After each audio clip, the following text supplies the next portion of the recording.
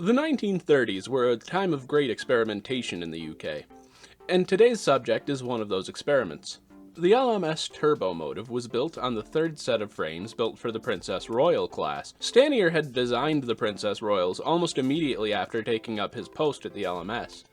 It took cues from the Great Western's failed Pacific, and combined it with improved boiler design and the smokebox and cylinder arrangement from the King class.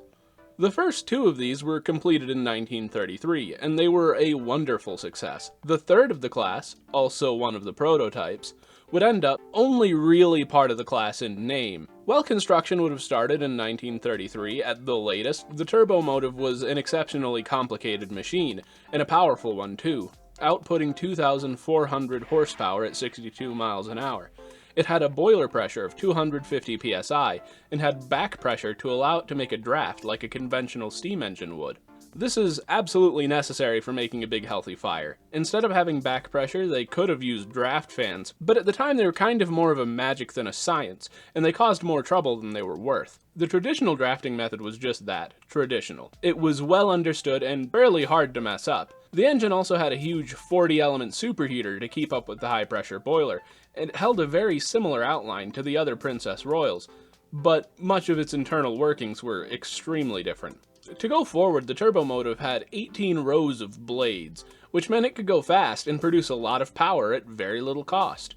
In reverse, though, it had just 4 rows, meaning it had only enough power to shuttle itself around. So if it overshot a station, everyone was screwed until they could get another engine out to come pull them back in. The engine produced no hammer blow, as instead of having pistons it was turbines, and when it was running at speed it was dirt cheap to run, as turbines tended to be. But when it was sitting around it was awful. Compared to many other experimental engines, you could consider the Turbomotive a barely successful engine. It had problems for sure, but turbine technology hadn't been given enough attention to find solutions for all of its problems. The LMS seems to have taken good care of the engine, as it ran well from its completion in 1935 right up to the start of BR. Despite the LMS being so keen on standardizing, they kept it around.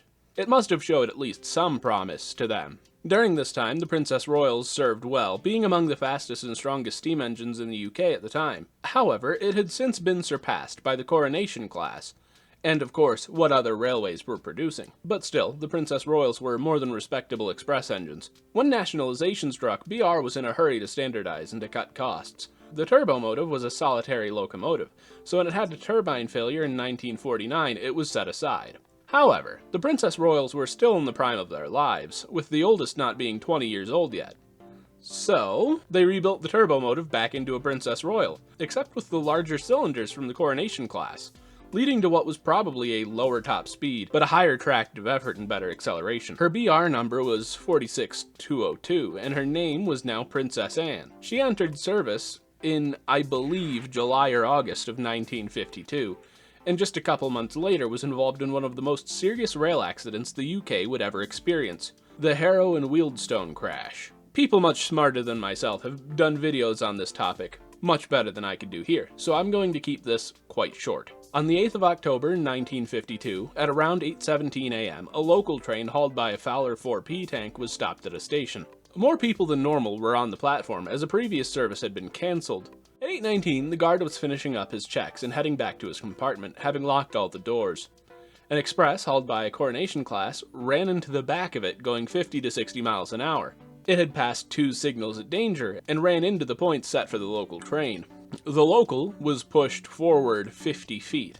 The rear 2 coaches were wooden-bodied and crushed to splinters, with the third's metal body being crushed into a third of its length. The rear 3 coaches were crushed together in such a way to total the length of 1 carriage. The first 2 vans and 3 carriages on the express were derailed and piled atop each other, spreading across the main line. Here, a Jubilee and Princess Anne, which were double-heading an express, ran into the Coronation's train, from which the Coronation was already on its side and likely in the way as well. The engines were sent off the rails to the left, running up onto the platform. In the end, 3 locomotives, 13 carriages, 2 luggage vans, and a kitchen car had been derailed. 112 people died in the accident, and it led to one of the biggest advancements in railway safety in the UK, the automatic warning system. The Coronation was rebuilt, the Fowler tank was derailed but otherwise undamaged, and both the Jubilee and Princess Anne were cut up, deemed beyond repair. And if you look at the picture of the Jubilee, it's absolutely no wonder why. Princess Anne had been built to fill a motive power gap, and with her gone, a new engine was needed. This would be the BR Standard 8, the Duke, which was a failure in its time due to a handful of factors, but it's since been saved, preserved, and had its biggest faults worked out. That's a topic for another day if I touch on it at all, because that is a big story, and it's still ongoing.